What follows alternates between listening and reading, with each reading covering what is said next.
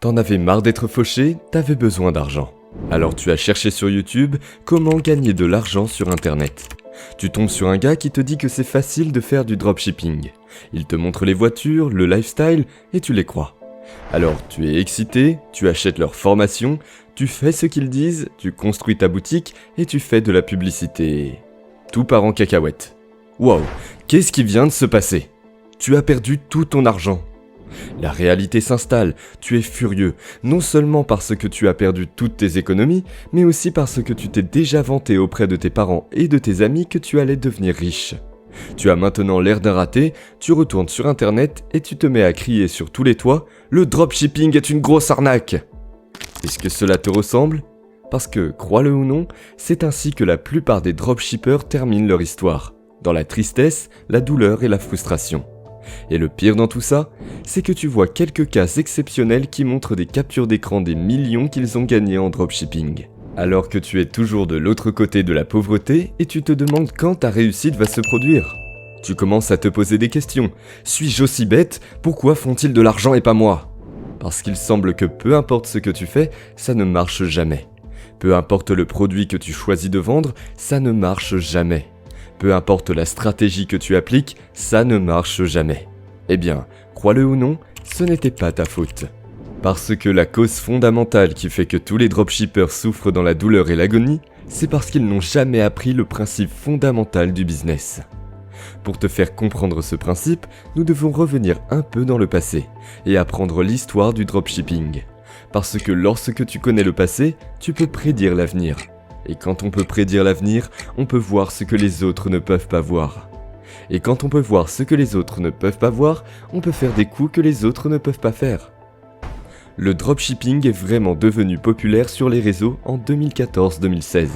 À l'époque, le marché était un véritable blue ocean, ce qui signifie que peu de personnes le faisaient vraiment et que le marché n'était pas encore saturé.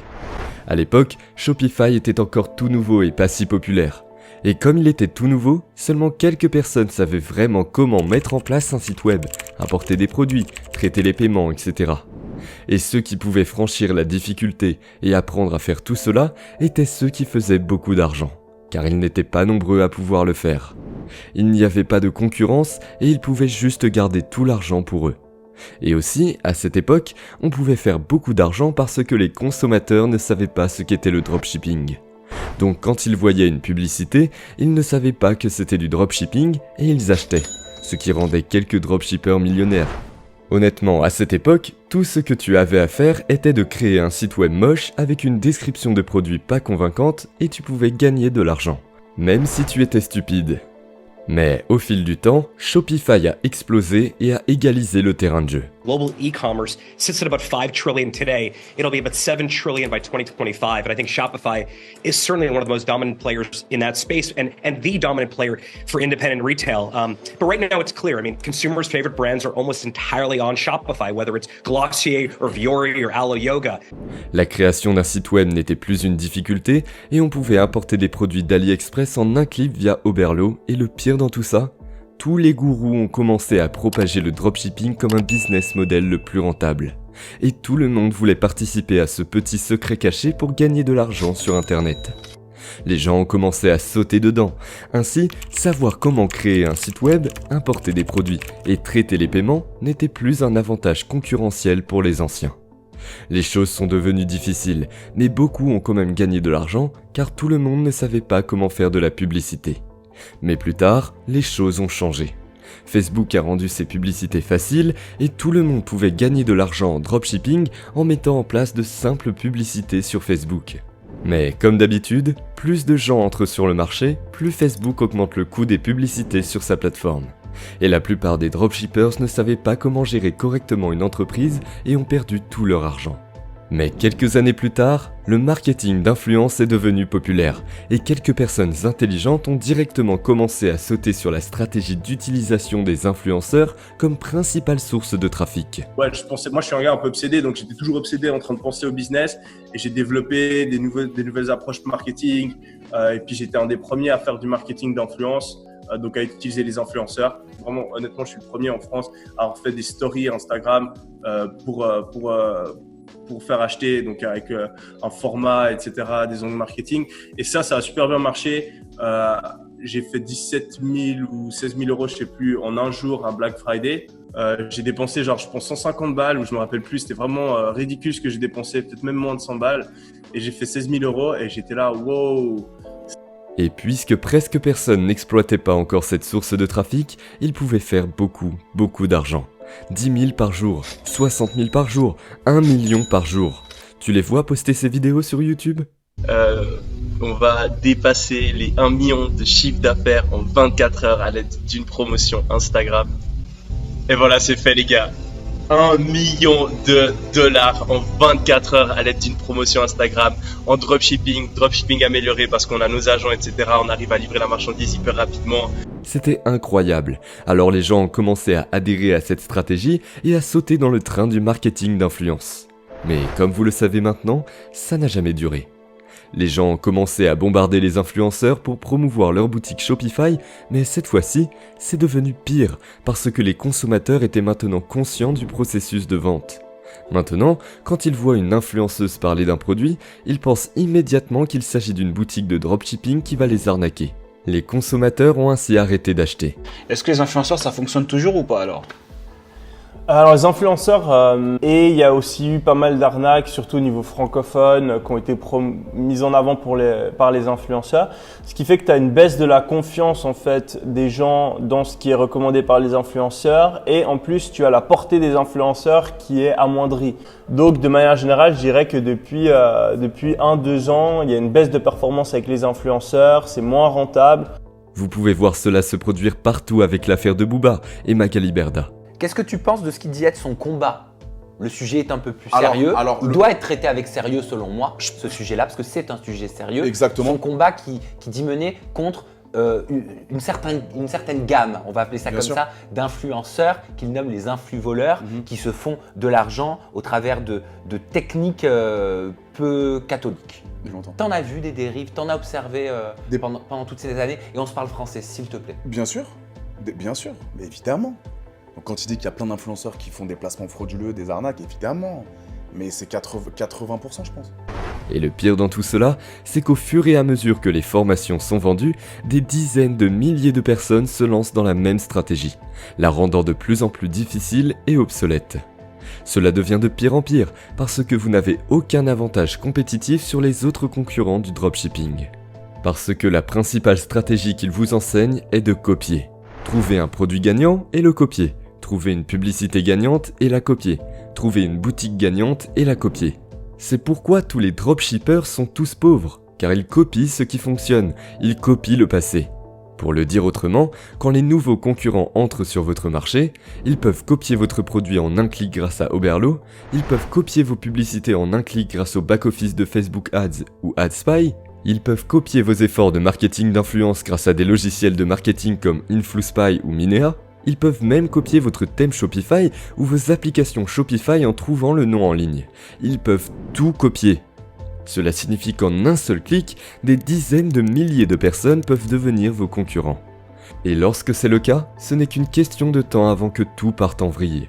Combien de boutiques de dropshipping avez-vous vu vendre le même produit pendant une longue période ? Parce que si vous y pensez vraiment, c'est la raison principale pour laquelle la plupart des boutiques de dropshipping ne durent jamais plus de 6 à 8 mois. Parce que quand ils commencent à faire de l'argent, tout le monde est au courant et ils commencent à les copier, et c'est pour ça que personne n'aime partager sa boutique e-commerce dans cette industrie. Et puisqu'ils n'ont pas d'avantage compétitif à faire en sorte que le concurrent les copie, leur boutique de dropshipping ne fonctionne plus. C'est pourquoi tous les dropshippers sont pauvres, parce qu'ils continuent à copier ce qui a marché dans le passé. Et toutes les personnes que vous voyez faire des interviews sur la façon dont ils ont réussi n'ont jamais vraiment fait beaucoup en utilisant les mêmes stratégies que tout le monde utilisait parce qu'ils savent que lorsque tout le monde commence à les utiliser, ça ne fonctionne plus. Vous pouvez voir cela il y a 1 ou 1 an avec des gens qui vous disaient que pour gagner de l'argent en dropshipping, vous devriez aller sur d'autres marchés inexploités pour gagner de l'argent. Donc justement, et c'est ça qui fait ma spécificité par rapport aux autres dropshippers, c'est que 80 voire 90% de mon chiffre d'affaires, je l'ai effectué à l'étranger. Je me suis dit, si le dropshipping marche en France, pourquoi ça ne marcherait pas en Italie? Pourquoi ça ne marcherait pas en Espagne? Pourquoi ça ne marcherait pas au UK? Pourquoi ça ne marcherait pas aux United States? Et étant donné que le dropshipping devenait saturé, ça s'est passé au bon moment.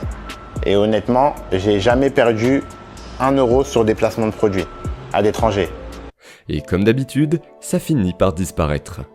Vous pouvez voir des gens qui vous hurlent dessus d'aller sur Snapchat pour gagner de l'argent avec le dropshipping.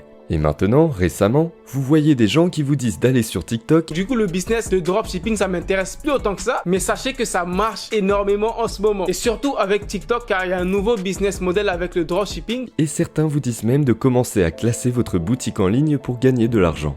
Encore une fois, ça marche maintenant parce que très peu de gens le font.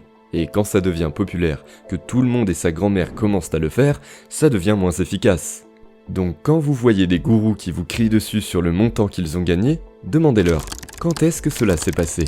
Où cela s'est-il passé? Quelle invention technologique leur a permis d'obtenir ces chiffres? Et surtout, font-ils toujours ce qu'ils prêchent? Parce que ce qu'aucun gourou ne vous dira, c'est que rien n'est jamais éternel dans ce jeu que nous jouons tous. Les choses changent constamment et vous devez toujours être en avance sur la concurrence. C'est pourquoi il ne faut jamais apprendre des tactiques, mais des principes qui vous guideront pour trouver vos propres tactiques que personne ne connaît ni n'utilise.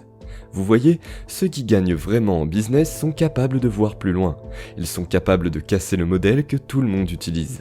Et d'ailleurs, ce n'est pas nouveau, ça arrive partout. Airbnb a cassé le modèle économique des hôtels et a gagné. Uber a cassé le modèle économique des taxis et a gagné. Netflix a cassé le modèle économique de Blockbuster et a gagné. Amazon a cassé le modèle économique de Walmart et a gagné. Comme vous pouvez voir, ceci ne se produit pas juste dans le dropshipping. Il se produit dans tous les business que vous pouvez imaginer. Ainsi, si vous voulez gagner dans le business et rester en avant de la concurrence, asseyez-vous et demandez-vous quel est le modèle économique actuel que tout le monde utilise. Puis demandez-vous, comment puis-je casser le modèle et créer un nouveau modèle économique à partir du modèle actuel? Lorsque vous pourrez répondre à cette question, vous pourrez alors percer devant tout le monde et toujours gagner. Tandis que tous vos concurrents seront toujours à la traîne et ne comprendront pas pourquoi ils perdent sans cesse. Et un type qui explique vraiment les principes du trafic est ce type appelé Russell Brunson. Il a remarqué la même chose que nous avons discuté dans cette vidéo sur le business en ligne.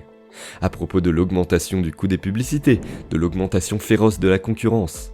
Et avec un modèle économique secret, il a été capable de dominer tout le monde et a fait maintenant 100 millions de dollars par an en ligne. Il a même écrit un livre sur ce modèle économique que personne n'utilise. Et pour vous aider, nous avons décidé de faire une vidéo explicative sur les principes qu'il a partagés dans son livre. Alors cliquez sur la vidéo qui s'affiche à gauche pour la regarder, ou cliquez sur la vidéo à droite que YouTube pense que vous pourriez l'apprécier.